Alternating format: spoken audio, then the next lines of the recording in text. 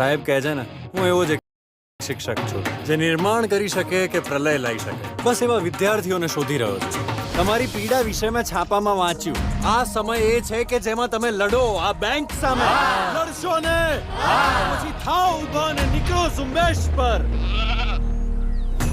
ગામના પેલા જુવાનિયાઓ પુરુષો બધા ક્યાં ગયા? આજે ઝુંબેશ પર નીકળવાના હતા, પલટવાર કરવાના હતા. પલટાઈ ગયા. હવે આજ છે. બેંકમાં જાઓ ને જુઓ કે ત્યાં કેટલા કાઉન્ટર છે, ત્યાં શું કામ થાય છે, કોણ બેસે છે. આ દરેક વિગત આપણી પાસે પહેલેથી હોવી જોઈએ. તું બેંક ગયો છું ને તો કહી દે ને વળી. આ શું વળી જફા મારી? પરણતા પહેલા ધણીને નતો જોયો? ખોટું ઉદાહરણ, પણ આ જોવું પડશે. એ જોજો તો ખુલી કેટલા વાગ્યા? 9:22. આખો દાડો બીજાના પૈસા ન ગણીએ તો બળતરા ના થાય. એટલે છેવટે તો પૈસાને થૂક લગાડી બીજાને પધરાઈ જ દેવાના ને.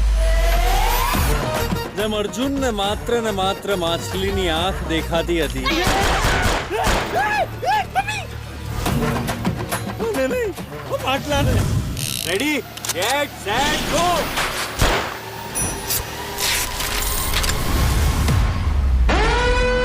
ચૂપચાપ હાથ ઊંચા કરીને બહાર આવી જાઓ. પોલીસે તમને ચારે બાજુથી ઘેરી લીધા છે. આપણે તો એક જ બાજુથી. ઓહ, એક્ટિંગ.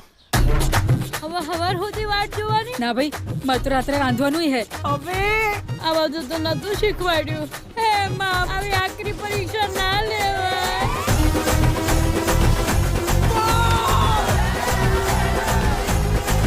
મારે છે. પહેલા નંબર પર 100 રૂપિયાનું રિચાર્જ કરાવો, પછી આના પર ફોન. આતંકવાદીઓ હશે તો રોમિંગ લાગશે ને? એ તો એમને લાગશે ને. હા નહીં, એ તો કૂદીને આવે એટલે. રિચાર્જ કરાવો ને. ખોટી ચરબી ચડી જાય ને, કલર કરે છે. અને કોઈ પણ બારીમાંથી એકે લૂંટારો દેખાય ઠોકી દો. Oh my God!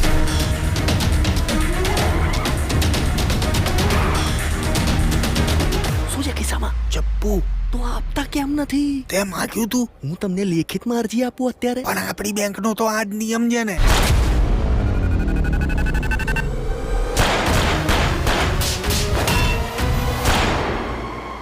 આ ચલાવતા આવડે છે ને, તોડતા હું શીખવાડું. અલા તો મની હાઈસ્ટની વચમાં દંગલ ચાલુ થઈ ગયું. Oh my